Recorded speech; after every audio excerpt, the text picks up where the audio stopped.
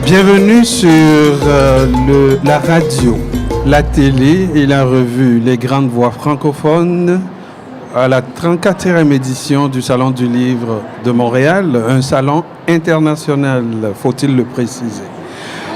Dans le cadre de ce salon, Les Grandes Voix francophones cette année présentent justement, comme le nom l'indique, certaines des voix francophones qui tissent la culture d'aujourd'hui avec les mots d'hier et les mots de demain.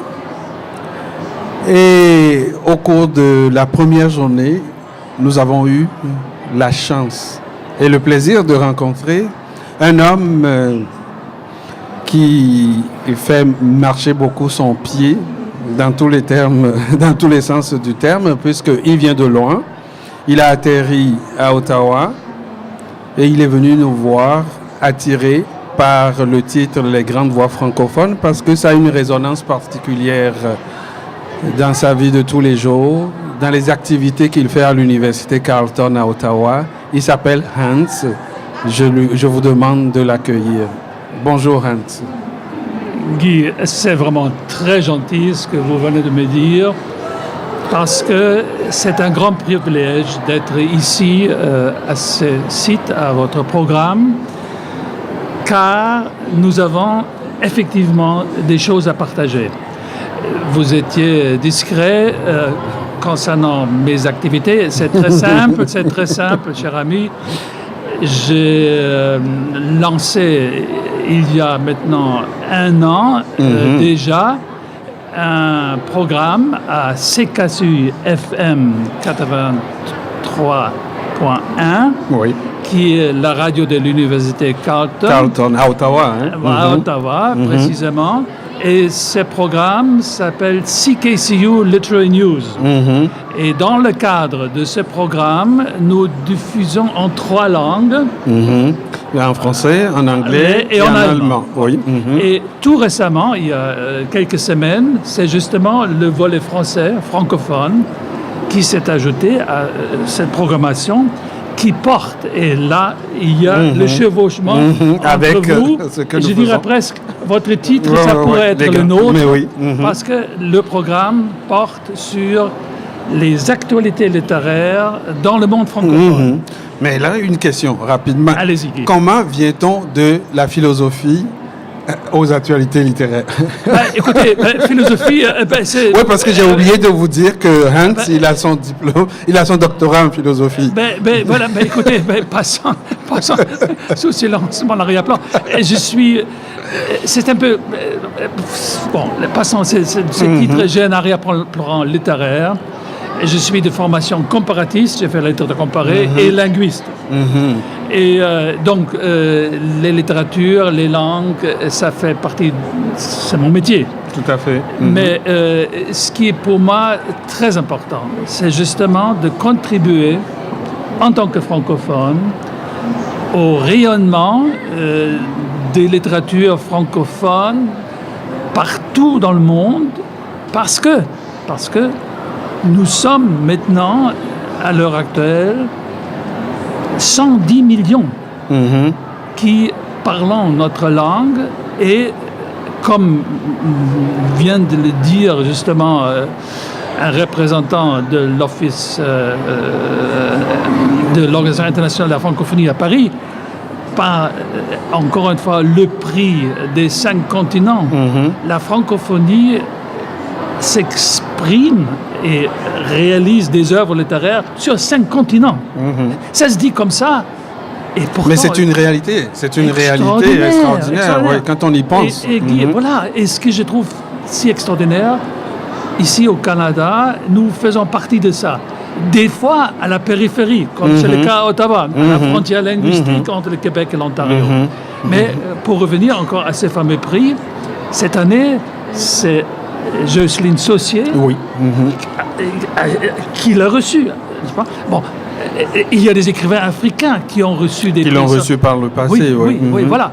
Alors, d'où mon désir, mon souhait, je dirais presque un plan de travail qui se trace d'ores et déjà, de faire des choses ensemble entre votre émission et notre émission afin de contribuer à réunir nos forces, toujours limitées parce que on n'est pas du grand réseau national canadien, on est des producteurs qui travaillent avec des moyens limités, mais avec la même passion, avec le même intérêt, avec l'amour pour la poésie, pour la fiction, pour le théâtre, pour tout ce qui est d'actualité littéraire. Donc c'est une émission de radio et qui passe combien de fois par semaine? Bon, alors nous avons 20 minutes de temps d'antenne.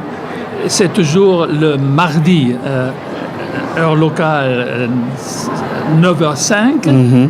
Et toutes nos émissions sont disponibles en différé dans les trois langues. Sur le site, oui. Sur le site. Donc, donc c'est 20 minutes par là? C'est seulement un programme par mardi. Donc, ça alterne. Mais je pourrais peut-être signaler tout de suite le site, c'est très facile. Oui.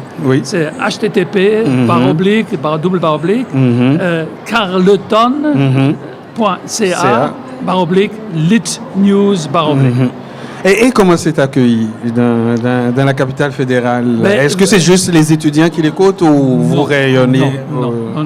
Et après tout, ça c'est le beau jeu pour nous autres. L'avantage d'être dans la capitale. Non, mais Guy, vous savez, à Montréal, c'est pareil.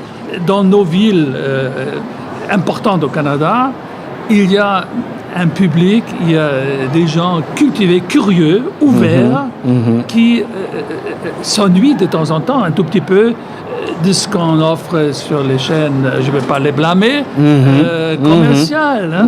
Donc, dans notre cas, sans publicité. Et je trouve, moi, par exemple, quelqu'un pour parler, par exemple, du programme en langue anglaise, qui présentera 20 minutes sur le prix Nobel de littérature de cette année. Je n'ai pas honte. Écoutez, j'ai suivi lors de l'annonce. Nous avons fait une émission spéciale. Bon, s'il y a un grand prix africain, c'est vous qui allez le présenter. C'est pas, je ne veux pas les mentionner, ce sont nos confrères. Ils ne peuvent pas parce qu'ils n'ont pas le temps. Il n'y a pas le temps. Ils ne se donnent pas le temps. Ils ne se donnent pas le temps et ce n'est pas d'un intérêt particulier pour eux. Pense-t-il. Oui. Mais parlez-moi-en un tout petit peu aussi, parce que je suis curieux aussi de savoir qu'est-ce que vous présentez ici sous cet aspect. Sous cet aspect, quand on dit les grandes voix francophones, je l'ai dit tout à l'heure, c'est une palette large. Donc, c'est à la fois la radio, c'est une revue, parce que sur le web, on peut voir des articles de fond et des analyses. C'est également, la télé, on est en train de le faire actuellement. Donc, c'est des images, le son et des entrevues, des analyses, des nouvelles et également des perspectives. Alors que parmi les entrevues qu'on réalise cette semaine, on rencontre des gens qui ont eu à réfléchir à la place de la francophonie dans la construction de la culture internationale, autant par le passé que dans l'avenir. J'ai un historien que je vais rencontrer vendredi et on va discuter justement de toute la marche depuis les rêves de Amani Diori, Senghor et puis dans les années 50 jusqu'à aujourd'hui. Et qu'est-ce que ça va devenir la francophonie? Parce que la francophonie de demain, on l'oublie, mais dans 10 ans, 90% des francophones seront en Afrique. Ben c'est ça.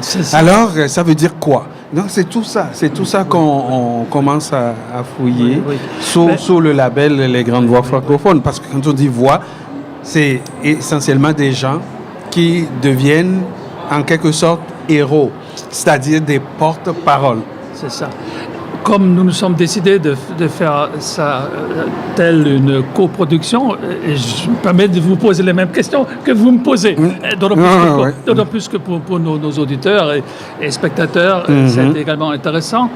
Vous êtes écrivain, n'est-ce pas? Je suis malheureusement écrivain, oui. Alors, je répète donc pour nos auditeurs, c'est Guy Amou. Oui. Je pense que votre œuvre existe. Parlez-nous-en un tout petit peu. Bon, au départ, ma profession n'est pas celle d'écrivain. Je suis scientifique au départ. J'ai une formation d'ingénieur et je fais de la recherche en pharmaceutique.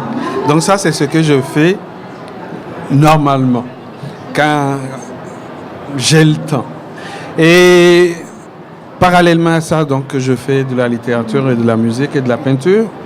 Et j'ai publié depuis 2001 une série de titres, des romans, des nouvelles, des recueils de poésie, bientôt pièces de théâtre et essais.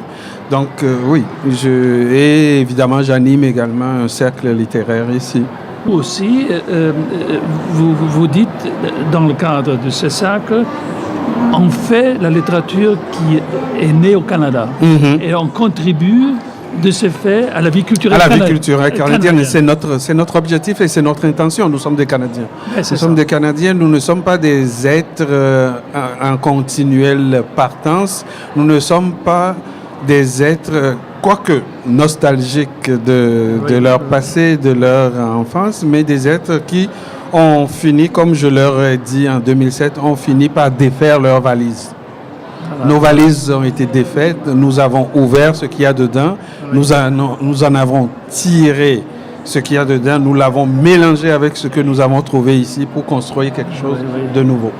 Je vous ai écouté hier lors de notre entretien et là vous avez employé 2 mots et je me dis ce serait intéressant de le cerner encore un peu plus. L'immigration et l'exil. Il y a des écrivains qui ont vécu l'exil et d'autres qui ont déjà fait leur valise. Ils ont immigré au Canada et un point c'est tout. Comment voyez-vous cet enjeu, il y a deux l'exil choses. et immigration? On parle, il y a nécessairement exil dans l'immigration, mais pas forcément immigration dans l'exil. Ça ne va pas dans les deux sens. Bon, pour moi, immigrer, c'est partir de quelque part et aller à l'extérieur. Comme moi, je le fais aussi. Comme moi, je l'ai fait et comme Rance l'a fait et autres. L'exil couvre une réalité beaucoup plus large. On peut s'exiler de plusieurs façons. Ce n'est pas uniquement par l'immigration qu'on s'exile. On peut s'exiler et on peut être exilé chez soi. Mais oui. Parce que l'état d'exil, c'est quoi? C'est se mettre dans une situation qui soit en rupture avec quelque chose d'autre, de réel ou d'imaginaire. Ça, c'est l'exil. Et en ce sens, j'ai toujours considéré l'exil sous le même angle que le stress. En ce sens que ça peut être à la fois un moteur ou un disjoncteur. C'est-à-dire ça peut nourrir comme ça peut terrasser. Ou pour le dire autrement, pour l'immigrant que je suis, il y avait dans un premier temps le dépaysement. Oui. Mais l'exilé, il a encore le stress, comme vous dites. Oui. Et plusieurs auteurs l'avouent, leur œuvre est nourrie de leur expérience de l'exil. Parce que l'exil, quel avantage ça nous donne? Ça nous donne du recul par rapport à notre passé. Ça nous donne une forme de travail sur notre imaginaire qui ne se ferait pas si on était resté au pays, collé à la réalité de notre enfance, collé à la façon d'interpréter les mots de notre enfance. Quand on est en exil, on n'a pas le choix que de donner une nouvelle résonance aux mots de son enfance et ça fait une littérature complètement différente. Dans votre cas, si je peux continuer un peu l'entretien de mon point de vue, qu'est-ce que ça vous a donné ou comment est-ce que votre écriture, votre œuvre s'est enrichie ici au Canada ou du fait que vous écrivez à Montréal?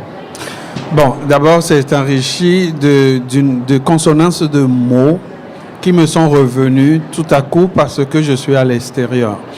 Je vais donner un exemple. Quand je retourne au pays, je parle, ma mère rit toujours. Parce qu'elle me dit... Excusez-moi, de quel pays? Parce que je viens du Togo. Voilà. Chaque fois que je parle, ma mère elle rit et dit, tiens, tu emploies encore ces mots-là, toi.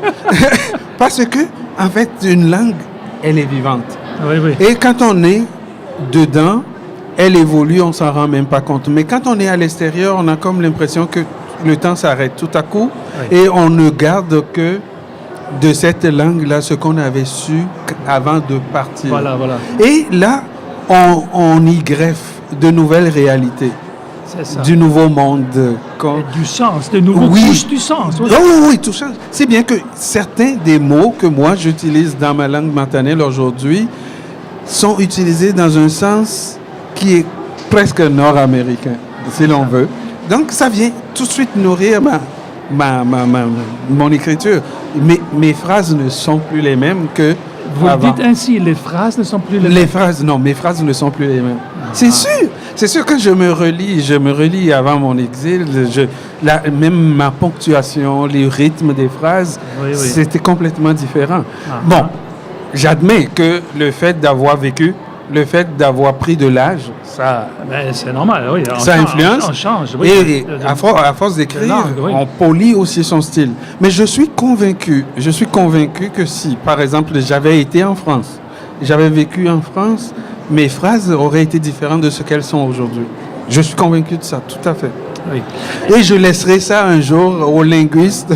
Oui, non, mais vous voyez, c'est ça qui nous donne, disons, l'intuition de ce qui est vivant dans les langues, n'est-ce pas? C'est justement les rencontres. Je pense que pour tous ceux et celles qui s'expriment en français, à Montréal peut-être un peu moins, mais partout ailleurs, au Canada, c'est le frottement ou le fait qu'on écrit des fois à la périphérie de la langue et du français. Tu vois. Et ça influence l'imaginaire, mais ça veut dire aussi des fois il faut résister aux anglicismes, par exemple. Oui. Mais ici à Montréal, c'est peut-être pas le problème. Non, c'est un problème. C'est un problème parce que c'est insidieux. Les gens finissent par croire qu'ils... Qui parlent français, mais oui. au fond, ils utilisent tout à fait. des sémantismes. Ou des calques. Des calques. Oui. C'est ça. Les gens ne réalisent pas. Il faut être très vigilant. Il faut être très vigilant, surtout dans une ville comme Montréal. Je posais la question au maire il n'y a pas très longtemps. Je lui ai demandé s'il était satisfait de ce qu'il voyait en traversant les rues de la ville. Donc, j'attends encore sa réponse. Mais pour revenir à ce qu'on disait tout à l'heure, tout à coup, je viens d'avoir un flash parce que dans presque 75% de mon œuvre, on voit des références en termes d'histoire ou en termes de personnages à des autochtones, des gens des Premières Nations. Autant du nord que du sud, des Mayas, des Aztèques, des Hurons, des Abénakis, et ça vient de mon enracinement ici, si l'on veut. C'est une dimension qui n'aura pas pu être atteinte Ailleurs, non. Et savez-vous d'où ça m'est venu? Ça m'est venu du fait que un jour j'étais au nord pendant mes études universitaires, parce que j'avais l'habitude d'aller au nord rencontrer les Inuits, et puis je rencontre un vieil Inuit avec qui je discutais toujours par geste interposé, parce que c'est un homme qui ne parlait ni français ni anglais. Oui. On se comprenait, puis un jour, il m'a dit quelque chose, j'ai senti que c'était extrêmement profond. Alors je lui ai demandé de répéter. Puis il a fait venir son petit-fils, et son petit-fils m'a traduit ce qui suit. Il m'a dit, il est écrit qu'il va se passer un renouveau sur ce continent, et vous serez, vous, Africains, de ce renouveau, parce que vous l'avez déjà payé. J'ai dit, qu'est-ce que vous voulez dire par là? Il a dit, mais vous savez, monsieur, quand est venu le temps pour nous, presque, d'être anéantis dans les champs, c'est vous qui êtes venus nous empêcher de mourir. Vous l'avez payé ainsi. Quel argument! J'ai jamais entendu ça. Et c'est bouleversant. C'est bouleversant. Ça fait partie, d'ailleurs, je suis parti de là pour écrire le roman qui sort demain à Paris. Quelle image! Ça m'avait tellement frappé. Je me suis dit, waouh! Un homme un homme qui n'est jamais parti de chez lui dans un village au nord là-bas et qui me dit ça, ça m'a fait réfléchir pendant plusieurs années. Puis là, après, j'ai commencé à écrire. Le roman s'appelle Le Talisman écarlate, où je mets en scène une vieille promesse d'une déesse qui a décidé de faire passer 100 vies. Pendant 100 vies, d'humiliation à son peuple avant que le renouveau arrive. Et le renouveau va arriver sous les traits d'un enfant, cet enfant-là étant le produit d'un Africain et d'une Maya. Bon, fascinant, en fait, c'était... Guy, ça me met vraiment l'eau à la bouche. Pour rajouter un petit point qui, je pense, cadre parfaitement ce que vous venez de dire. Le prix Goncourt de cette année. Oui. Et bon, quel est le titre? C'est un premier roman. C'est un premier roman qui traite quand même de la guerre. De la guerre. De guerre française. Voilà, en fait, il est parti de l'expérience de l'Indochine. Mais voilà. Alors, ce que vous venez de dire, évidemment, ça touche jusqu'à un certain point aussi à cette expérience coloniale. Oui. N'est-ce pas? Oui. C'est-à-dire sans parler d'autres événements, évidemment. Alors là, vous avez là une matière, je dirais presque explosive. Oui. Mais la façon dont je l'ai traité, vous verrez, je l'ai traité un peu en poète, parce que ce grand-père qui m'a parlé, pour moi, c'était de la poésie. La façon dont il a dit ça, et surtout cet angle qu'il a utilisé pour expliquer cette histoire qui est déchirante, parce qu'on le voit encore, parcourez les États-Unis ou encore les Antilles, vous allez voir les enfants de ces esclaves-là, portent encore en eux les blessures de ce passé-là, et c'est pas demain que ça va être cicatrisé. Alors, mais que lui, il voit ça sous ces aspects-là, m'avait vraiment frappé. Alors, quand vous dites le cercle littéraire africain, est-ce que ça comprend aussi des écrivains qui sont d'origine africaine, mais des Antillais?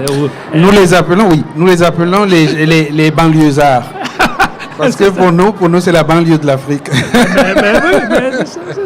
C'est la diaspora, ils font partie de la diaspora. Quand on dit cercle littéraire africain de Montréal, ça ne veut pas dire que les membres sont forcément des Africains. Non. On a toujours dit que c'est un espace où se retrouvent les gens qui sont passionnés à la fois de littérature et d'Afrique. Point. Donc, il y a des Québécois, il y a des gens des Antilles, il y a des Européens. Le cercle, son projet, c'est littérature et Afrique. Mais ça ne veut pas dire que les membres ne peuvent être qu'africains, non. Peut-être un dernier point qui intéresserait nos auditeurs. Quel point de vue ou quelle perspective voyez-vous en ce moment quand on regarde l'ensemble des littératures africaines d'expression française? Est-ce qu'il y a des sujets, est-ce qu'il y a des accents qui vous paraissent très importants et qui vous semblent être révélateurs de quelque chose de nouveau? Bon, c'est une question gigantesque. Oui, mais je comprends. Il y a des centaines, des milliers mais vous le suivez beaucoup mieux que moi. Est-ce qu'on peut avoir un point de vue là-dessus? Oui. Il y a un incroyable renouveau dans la littérature d'expression francophone africaine depuis une dizaine ou une quinzaine d'années. Et cela me comble d'aise. Et surtout, ce qui me désespérait dans les années 70-80, en ce sens que les écrivains ne faisaient que répéter, ne faisaient que mettre les pas dans les ornières des anciens, c'est-à-dire faire la même chose qu'un Senghor ou un Dadier. Non, les jeunes, ils ont trouvé leur voie, ils sont devenus originaux, ils parlent de façon incroyable de leur présent et leur rêve d'avenir. C'est d'une beauté et d'une originalité incroyable, et moi ça me rassure. Je me dis, le jour où je vais m'endormir, il va avoir de la relève. Et on le voit de plus en plus des jeunes comme Aïdem Aoumé, qui a été d'ailleurs finaliste au Goncourt il y a 2 ans et qui vient de sortir son nouveau livre. Un livre incroyable, et plusieurs autres que je me fais un plaisir fou de lire aussitôt qu'ils sortent leur livre.